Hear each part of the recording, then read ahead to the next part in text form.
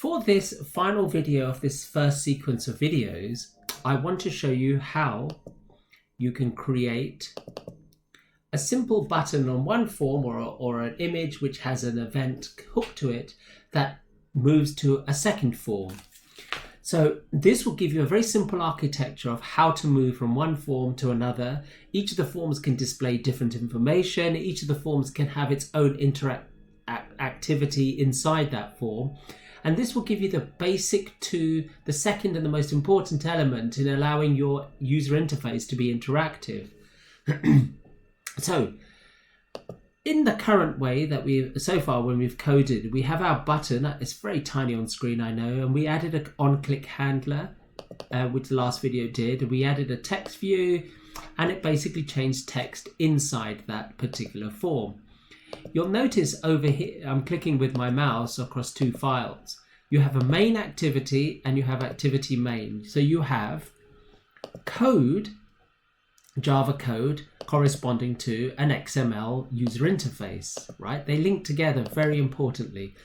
And they link together with this bit of code, the code I didn't explain in some of the earlier videos. One of the things that the Java file, which underlies the activity, the user interface, is it has something called an onCreate method call. And what that does is it actually loads up and displays the XML file and it renders it as well. There's lots of processes inside, but you don't need to worry about this. So this block of code is very, very useful because if you run this file, the first thing it will do, if you build this class, you will run the onCreate on it. You will build the corresponding XML file. Now, that was perhaps a rather obscure explanation, but let me see if I can apply it for you. So I have one activity main, a main activity. Now what I want to do is create a second interface file, a user interface, another activity in the language of Android. What I do is I can do this anywhere I like, but I'll go to the app, right click it, and I'll go to new. Now new gives me lots of options. I can create just a separate resource file. I can create a separate Java file here somewhere, I'm sure I can. I'm just not seeing it. I can create C++ files. I can create all kinds of different things. But the really useful thing for our purposes is if you scroll down to the activity, you can create another. You look at the empty activity, which means that it will create both the Java file, which loads up that particular activity, and the activity. So if I click on empty activity, so this is my second one, it gives me a default name, main2 activity. Let's say that this is my first UI screen. Give it a random name like this. When I type the activity name in, it's changed activity _ first UI screen. It adds it to the package. The language is Java, and it says target source set. You don't have to check any of that.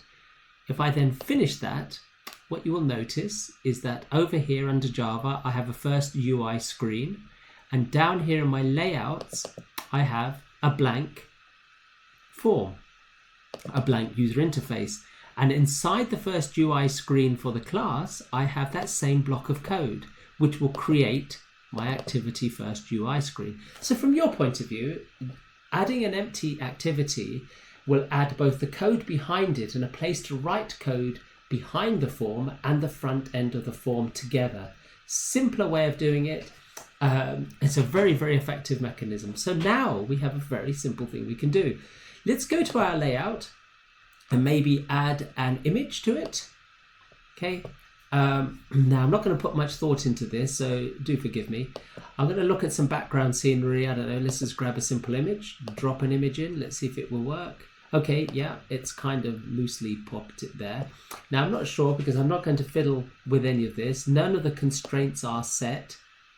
So maybe I do need to set the constraints by doing the same thing with the dragging of this so it fits the edges. Okay, not quite sure what's going to happen.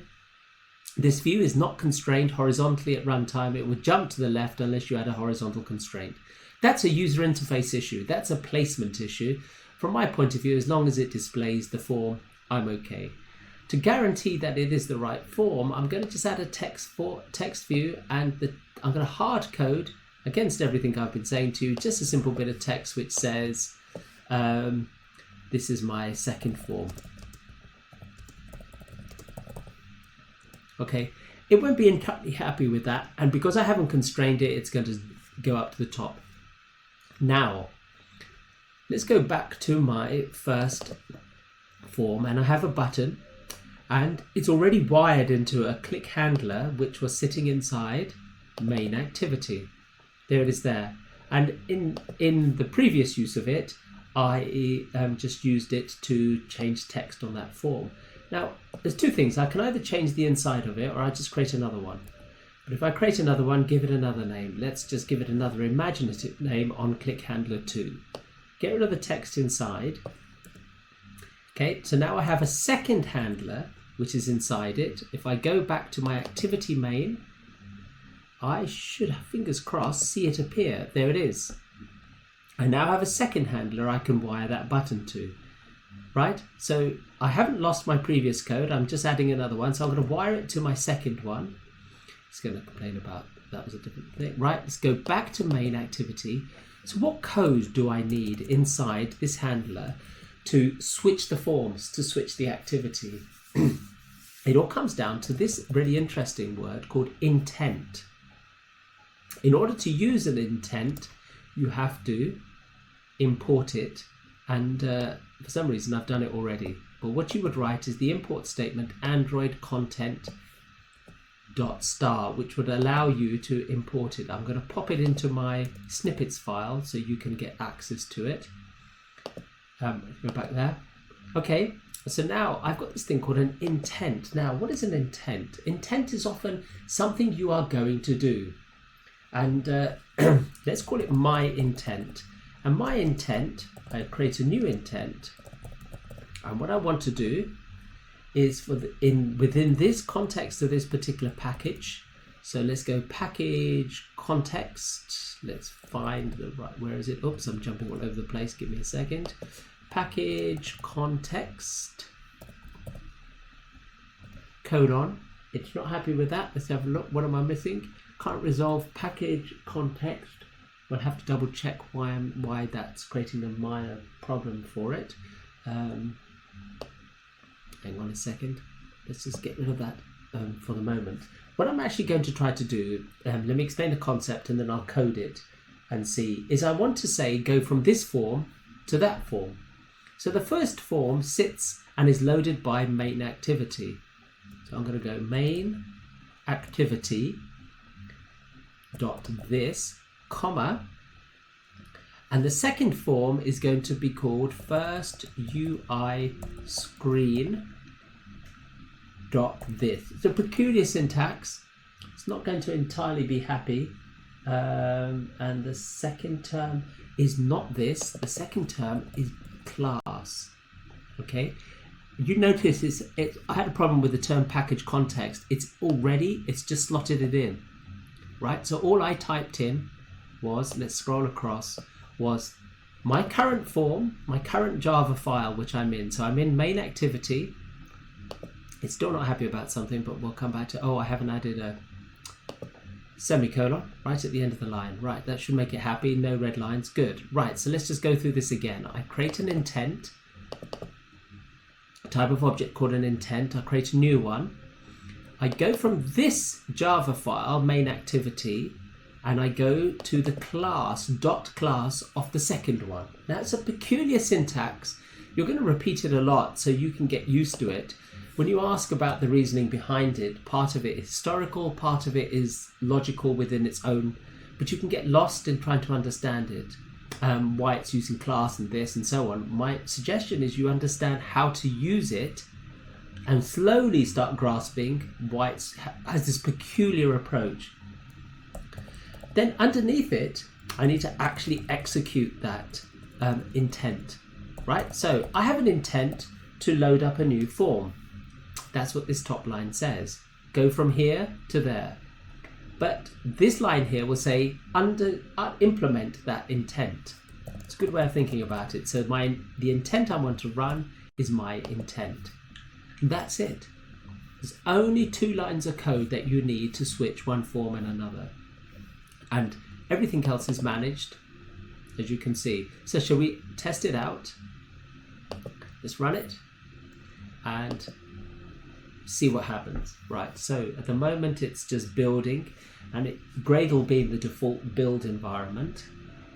Okay, it's loaded up the form. And what's next? Okay, so there's my button. So the moment of truth is, if I click this, it shouldn't change the text because I'm using onClick handler 2. It should flick to my second form. See if it crashes. It didn't crash.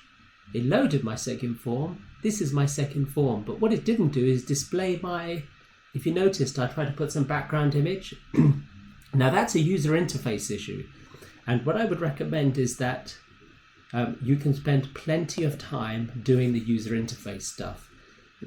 So this is a simple, repetitive mechanism of allowing you to create new forms and create a navigation structure. So you click on a button, it takes you to another screen. Click on a button, takes you to another.